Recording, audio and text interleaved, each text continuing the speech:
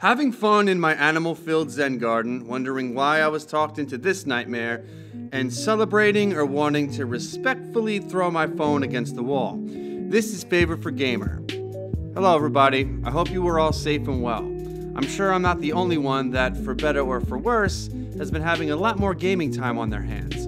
So instead of giving one epic review, I decided to shake stuff up a bit and give quick glimpses of games I've been playing and to help me get my mind off things. The game that I've been playing mostly is Animal Crossing New Horizons. I'm not going to pretend that anybody hasn't heard of this game, especially since this one couldn't have come out at a better time. I think we could all use a dive onto an animal-filled island where all you have to worry about is debt from Tom Nook.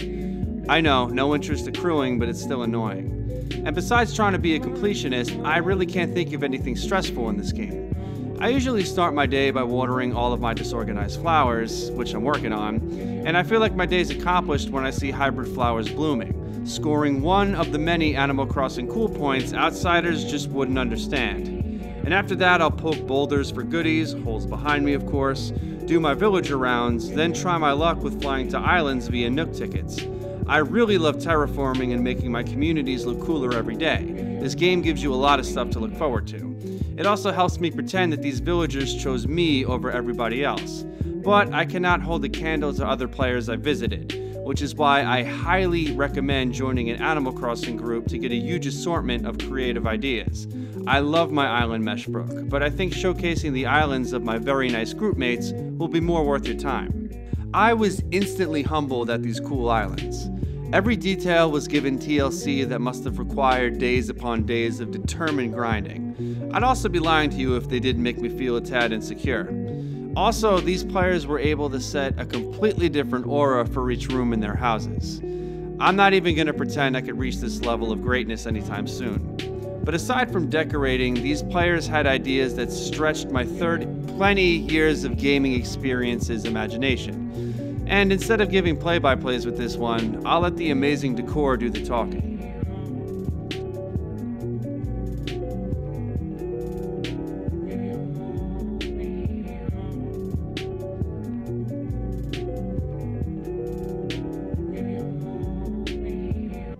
And aside from making the game more fun and meeting some cool people, one major benefit of joining an Animal Crossing group is having people who are kind enough to let you visit when their turnip prices are high. Remember to tip them, of course. I also linked my group below in the description.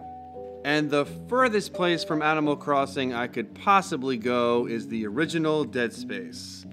I do not do very well with scary games, so why not play one of the most horrifying experiences ever? Yeah. I'm either on the phone with my brother or having my girlfriend remind me that it's gonna be okay as I fight for my life in space. But don't let my cowardice be the only thing you take away from this. Nothing about this game feels like it's over 10 years old. No dated controls, no deadpan voice acting, no relentless scare pacing so you never get immune to the jumps.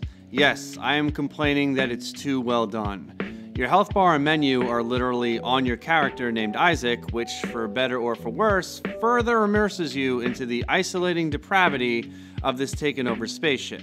Every corner, hallway, and air vent gives me a heart attack as it could contain a necromorph. These things are just too well made. Part body mutilation, spider, and alien, no matter how many upgrades or ammo I have, combat is never a welcoming sight. Instead of flick of the wrist problem-solving headshots, you're gonna have to aim for their wildly lashing limbs, which is satisfying and makes me feel tough. Only to not feel so tough when I have to backtrack, knowing that the rooms I just cleared are gonna have something special and new in them the next go-around. The levels are also not just overrun, seemingly haunted landscapes. Most rooms have little things you need to figure out to advance. You can also use the telekinesis power to fight bad guys and solve some simple puzzles. And findable items used for upgrades encourage you to snoop around a bit, which you have to. The necromorphs have some tricks up their sleeves, and a one-size-fits-all solution is not present in this game.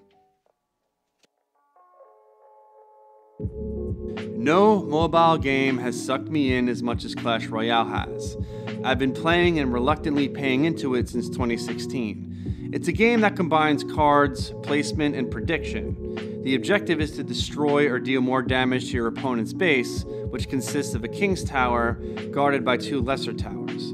And this is achieved by outplaying your opponent's cards, which can consist of troops, spells, and additional buildings. I can't go into every card in this ever-expanding library, but there are plenty of archetypes to choose from. My personal favorite is the Lava Hound, which is a giant dragon that spawns a swarm of lava puppies that fire at everything in sight. The game is extremely fast-paced, serving as something you can sit down and concentrate on, or it could be an exciting time killer. I usually play it when I show up to work too early or I'm on my lunch break. But regardless of the setting you're in, the game is intense. To gain an advantage, you need to be mentally 3 steps ahead of your opponent. Your thinking time should be probably around 2 seconds, and as you verse better opponents, that cushiony headspace lessens. And because matches are so intense, there's so many things to improve upon. Winning and moving up in the ladder really makes me feel like I accomplished something. But as much as I love this game, I'll also be happy to explain why I don't think I'll be playing this game too much in the future. It's a mobile game, so needless but needed to say, there is no limit on how much money you can dump into it. And no matter how good you are, if the opponent has higher level cards or more money he dumped in, you're gonna get beat. Now, you can either stick at that part of the ladder or invest more money into cards that better suit you. And on top of that, there isn't much room to play with friends. There's a 2v2 option, but unless you and a friend can practice often, it's pretty much just a fun mode where you win if you're lucky. Well, that was a quick glimpse of the games I've been playing during all this. I would really like to know what games you've all been enjoying as well. And if anyone wants me to further elaborate on any of the ones I just reviewed, please let me know and I'll be happy to make that my next video. I would also like to thank all of my Animal Crossing friends that helped me show their towns on this video. It really helped, and I would love that I was able to showcase my community. Please be safe, and thank you for watching FavorForGamer. And please, for the love of God, do not tell me to review Dead Space.